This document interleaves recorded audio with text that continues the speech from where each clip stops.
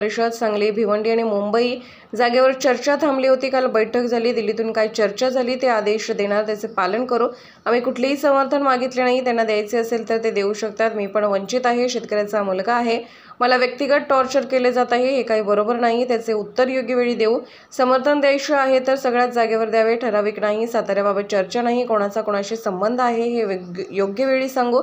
आता रश्मी बर्वे विषय संपला आहे। आता काँग्रेसचे उमेदवार उभे आहेत, ते निवडून येतील। सांगली, भिवंडी आणि मुंबई अशा जागांचा थोडंसं डिस्कशन थांबलेलं होतं। काल इंडिया आयलांची मीटिंग दिल्लीमध्ये झाली आणि दिल्लीतून आता मला नेमकं काय चर्चा झाली त्याची चर्चा आम्हाला येईल। त्यानंतर दिल्ली आम्हाला आमच्या हायकमांडनी जे काही आदेश देतील त्याचं पालन आम्ही करू। प्रकाश आंबेडकरांनी 7 जागांवर तुम्हाला समर्थन दिलेलं आहे, कालच त्यांनी सांगितलं। असं आम्ही कुठलंही समर्थन मागितलेलं नाही। एक, त्यांना द्यायचं तर ते देऊ शकतात। 2, आणि ज्याप्रमाणे सातत्यानं गेल्या 2-2.5 महिन्यापासून मी पण वंचित आहे, मी मागासवर्गीय आहे, मी पण एक शेतकऱ्यांचा पोरगा आहे। म्हणजे गेल्या 2-2.5 महिन्यापासून मला व्यक्तिगत जे टॉर्चर केलं जाते आहे, हे लोकशाहीमध्ये आणि या व्यवस्थेमध्ये ठीक आहे, कोणी कोणाचं कोण आहे मला त्याच्यावरती चर्चा नाही, हे काही बरोबर नाही। आणि त्याचंही उत्तर योग्य वेळेस आम्ही देऊ। आणि आज उद्या या सगळ्या गोष्टी ज्या होतात आहे त्या गोष्टीला आम्ही त्याची तयारी आम्ही केलेली आहे आणि योग्य वेळेस योग्य गोष्टी आम्ही लोकांच्या समोर मांडू। चर्चेदरम्यान प्रकाश आंबेडकरांनी काही मर्यादा ओलांडल्या, त्यावर तुम्ही दुखावले ते तर आपण सगळ्यांनीच ऐकलं, सगळ्यांनीच पाहिलं। त्यामुळे मी आता त्याच्याबद्दल काही बोलत नाही, योग्य वेळेस योग्य गोष्टी बोलेन। बरं, त्यांनी जर 7 जागेला समर्थन दिलं तर काही त्यांनाही अपेक्षा आहे की अकोल्यामध्ये तुमचं समर्थन मिळावं, असं काही चर्चा? त्यांनी तुम्हाला असं बोललं असेल तर मला सांगा, निश्चितपणे ते विचार करू। विचार करता का त्यावर?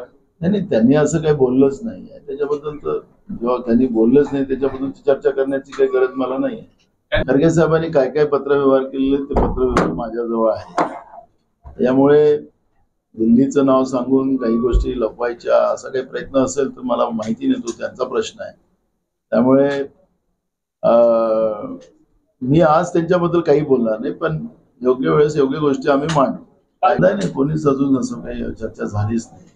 2 गोष्टी, आमची महाविकास आघाडी आहे। महाविकास आघाडीमध्ये आम्हाला पाठिंबा आणि दुसऱ्यांना पाठिंबा नाही असं नाही चालत, द्यायचा तर सगळ्यांनाच पाठिंबा द्यावा लागेल। त्याच्यामुळे मी मुद्दामून आज त्यांच्याबद्दलचं काही वक्तव्य या ठिकाणी करायला मी करणार नाही, पण योग्य वेळेस सगळ्या भूमिका आम्ही मांडू। साताऱ्याच्या जागेला पृथ्वीराज चव्हाण यांच्या नावाची चर्चा आहे, नेमकं चिन्ह काय असणार काय? अजून कुठलीही चर्चा आमच्याकडे आलेली नाही आहे, त्याच्यामुळे आता ती चर्चा करण्याचं काही कारण नाही। जयंत पाटलांसोबत बैठक झाली त्यांची, आघाडी म्हणून चर्चा झालीच असेल ना, तर त्याला काही अडचण काय? कोणाचा कोणाशी संबंध आहे ते योग्य वेळेस आम्ही मांडू। 2 दिवस थांबा, योग्य ठिकाणीच मांडू। निवडणूक आयोग त्याच्यावर लक्ष घालेल आणि शासकीय कार्यक्रम करत असतील तर ते स्वातंत्र्याच्या लढाईमध्येही जनतेने काँग्रेसला पैसे गोळा करून देऊन या देशाला स्वातंत्र्य मिळवून घेतलेलं आहे। आणि आम्ही सुरुवातीपासून सांगतो की हे दुसरी स्वातंत्र्याची लढाई आहे।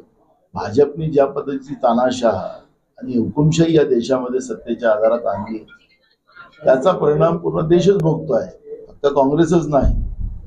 त्यामुळे आजही आम्ही वर्गणी गोळा करूनच ही निवडणूक लढू आणि देशाला दुसरं स्वातंत्र्य आम्ही मिळवून देऊ, ही आमची लढाई आहे। पण ज्याप्रमाणे इन्कम टॅक्स विभाग त्यांच्या इशाऱ्यावर काम करते, तर भाजपने इन्कम टॅक्स भरलाच नाही ना आतापर्यंत। त्यांच्याकडून का नाही वसूल करत? त्यांना का नोटीस देत नाही? त्यांचे खाते काय फ्रीज केले जात नाही? याचं उत्तर इन्कम टॅक्सला आता द्यावं लागेल। ठीक आहे, आज त्यांचा काळ आहे, उद्या आमचा काळ येईल। लोकशाहीमध्ये कोणीच अमरपट्टा घेऊन येत नाही।